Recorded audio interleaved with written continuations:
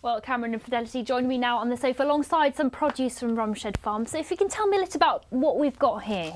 OK, so I've brought you tonight a piece of topside from Hereford cattle and a piece of lamb leg from Klin ewes. All 100% grass-fed and certified pasture for life, which means that the guarantee is that they definitely are 100% grass-fed. And in terms of the taste, what difference does it make? I'll just taste them in a second. Yes, well, I hope you need to. And I'm going to test you to see what flavours you can taste. Yeah, thank you, thanks.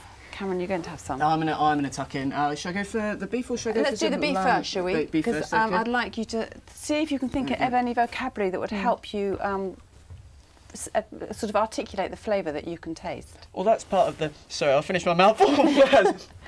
That's part of the thing with this as well, is that it's not just that it's grass-fed and you're raising awareness about that, but it's also this vocabulary that you're trying to get across as well. Tell us a little bit about that. Well, when we did our first beef tasting, which was a couple of years ago, all we could think of to say was, well, it's beefy, or that tastes nicer than that.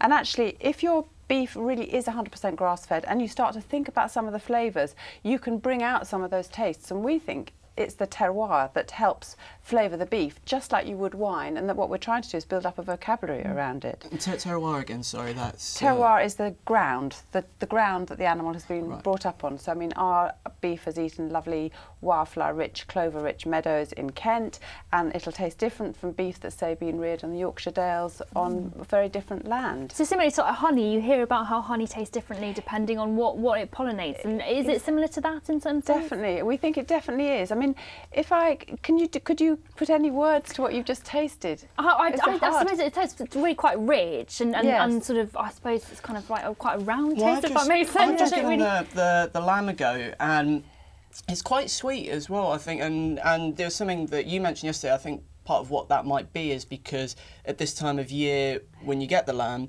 it might have that because it's the best grasses, and later on in the year it's more of the, I guess, the heartier, the drier haze, whereas this, it has got that sweeter texture. Definitely, and I think lamb is particularly interesting because they were born in April, and our lambs have spent all the time out on our clover-rich meadows, and they're right at the end of the season now with lots of grass growth, and I think our lamb is at its absolute best now. And as you say, it's got, I mean, I'd describe it as quite a complex range of flavours, and in fact it's more complex than the beef. And I was going to ask you if you felt, if I gave you a word about the beef. So we did a tasting the other day, and the woman sitting opposite me said, do you know, I can taste the grass in the beef. And I thought, actually, once that idea had been put in my mind, I could. And I feel that this piece of beef tastes quite like parsley. Oh, okay. I think I'll probably have to taste lots of different ones to figure out exactly. Yes. So it's just bringing out all the different plants that are in the grass, and it does reflect in the meat.